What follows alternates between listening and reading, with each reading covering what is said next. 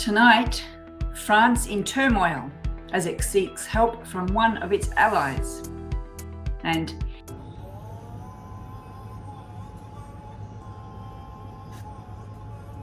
Eid al-Adha greetings from the International Space Station. We cover stories about Israel's deadliest attack in Palestine, discovery of new unmarked graves in Alberta, and a toy drive on Canada Day.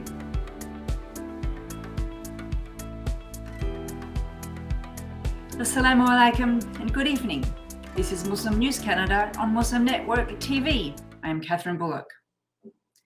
88 potential unmarked graves have been discovered in a remote area in the northwest of Alberta. The discovery was made this past Thursday by university researchers at St. Bruno's Indian Residential School in the community of Syed in Alberta. The area is home to Sucker Creek First Nations. Dr. Kisha Supernaut led the search. An area of about 4,500 meters was searched using ground-penetrating radar. To locate the unmarked graves, historical records such as school enrollment documents, the use of trained dogs to sniff out human remains, and testimony from survivors was also used. St. Bruno's was a boarding school established in 1913 and run by Catholic missionaries. It was closed in 1969. Records from the National Centre for Truth and Reconciliation show at least 18 Indigenous children died while attending the school. The Organisation of Islamic Cooperation, or the OIC, says it strongly condemns the burning of the Holy Quran that took place last week in Sweden. It is calling for collective measures to prevent the recurrence of such provocative acts. The statement comes after the OIC held an extraordinary session of its executive committee in Jeddah, Saudi Arabia yesterday to discuss the consequences of the desecration. The statement says the OIC is disappointed with the Swedish authorities for allowing such an act. It is calling for the OIC Secretary General to visit Sweden and the European Commission to demand that the criminal act is not repeated. The statement urges OIC member countries to make collective efforts against vile acts targeting the Quran and other symbols of Islam. The OIC is calling for a complete implementation of the Plan of Action for Combating Islamophobia, adopted at the 74th session of the United Nations General Assembly. On Wednesday, a person identified as Salwan Momika burned a copy of the Muslim holy book under police protection in front of the Stockholm Mosque. His provocative act was timed to coincide with Eid al-Adha, one of the major Islamic festivals celebrated by Muslims worldwide. The act has elicited widespread condemnation from the Islamic world, including Turkey, Jordan, Palestine, Saudi Arabia, Morocco, Iraq, Iran, Pakistan, Senegal, Morocco, and Mauritania. In January, a far-right politician also set fire to a copy of the Quran outside the Turkish embassy in Sweden. Eid has been celebrated this year in space. The United Arab Emirates astronaut Sultan Al Nayadi has once again donned his traditional Emirati clothes on the International Space Station, or the ISS. Just 2 months after he first wore a kandora to share Eid al-Fitr wishes, he repeated the gesture for Eid al-Adha. The kandora is a traditional long robe, a standard outfit for men in the United Arab Emirates. Al-Nayadi shared a video on social media capturing the moment as he made his way to the Cupola Observatory, his favorite spot on the ISS. Clad in his Emirati clothes, he was accompanied by the little astronaut Suhail, the mascot of the Mohammed bin Rashid Space Center. The mascot was also dressed in a tiny kandora, floating gracefully in microgravity.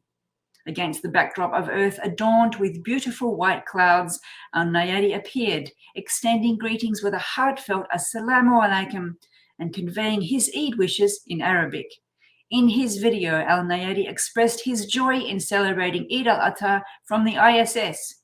He offered congratulations to everyone on this blessed occasion. He also prayed for Allah's blessings to be given to all.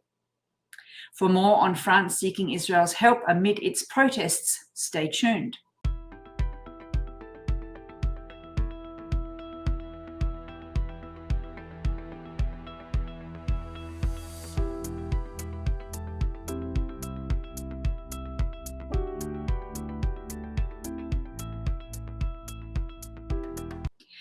Israel has launched what is being described as its biggest attack on Jenin refugee camp in occupied Palestine.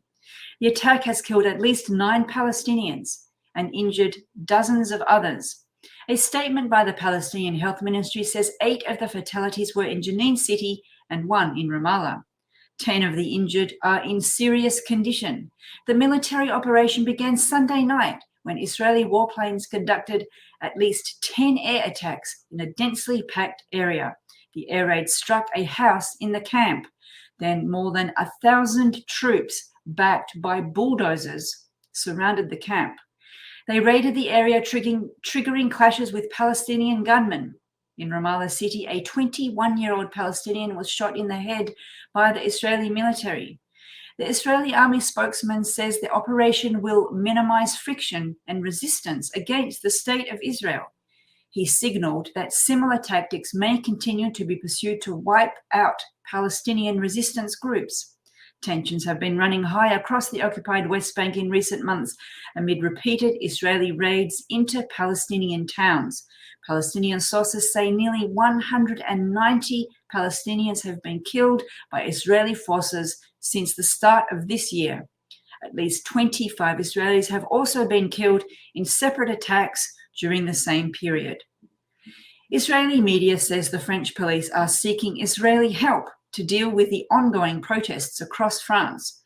France has seen a wave of violent protests since a police officer shot dead a 17-year-old boy last week in the Paris suburb of Nanterre. An Israeli newspaper says the Israeli Police Commission has received a fax from the French police to inquire about how to manage the crisis they are facing.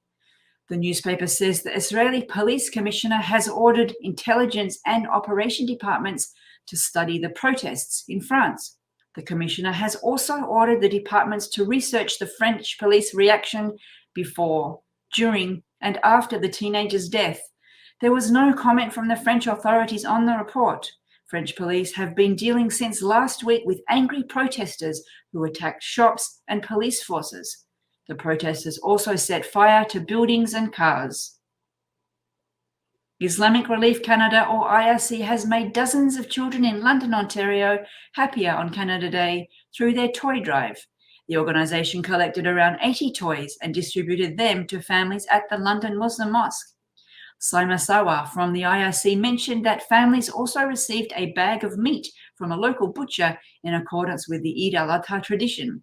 Syed explained that the toys were categorized by age and gender, ensuring a variety for children from babies to 12-year-olds. Although this year's toy drive has concluded, Islamic Relief Canada continues to accept donations through their website. Thank you for watching. Sound Vision, which is a not-for-profit organisation, produces our news. We need your support for donations. Please scan the QR code on our broadcast or visit muslimnetwork.tv to donate now so we can continue to amplify the voices of Muslims in Canada and abroad.